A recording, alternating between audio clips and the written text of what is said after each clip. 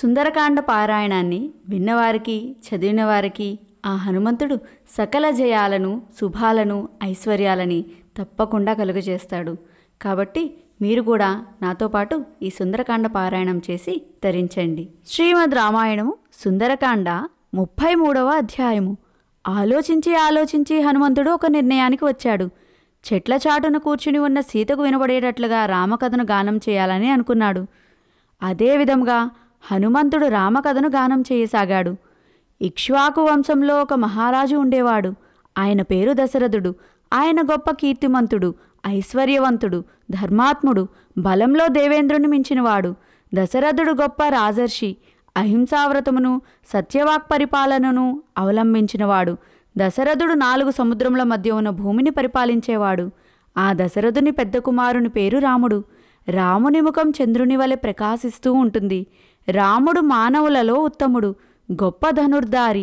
రాముడు ఎల్లప్పుడూ ధర్మమునే పాటించేవాడు, ఎల్లప్పుడూ సత్యమునే పలికెడువాడు. అటువంటి రాముడు తన తండ్రి ఆదేశము మేరకు అరణ్యవాసమునకు వెళ్ళాడు. రాముని వెంట ఆయన భార్య సీత, తమ్ముడు లక్ష్మణుడు కూడా అరణ్యవాసమునకు వెళ్లారు. పరాక్రమవంతుడైన రాముడు అడవిలో ఉండగా అనేక మంది రాక్షసులను చంపాడు.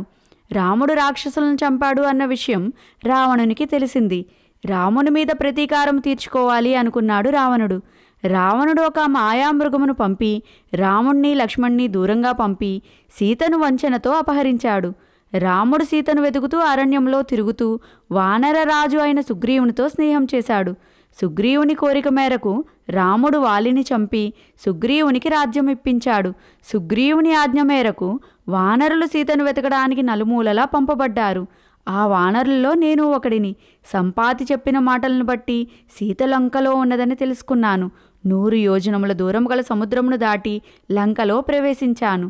రాముడు చెప్పిన గుర్తులను బట్టి ఇక్కడ ఈ అశోకవనంలో సింసుపావృక్షము కింద ఉన్న ఉత్తమరాలు సీత అని గుర్తించాను అని మౌనం వహించాడు హనుమంతుడు.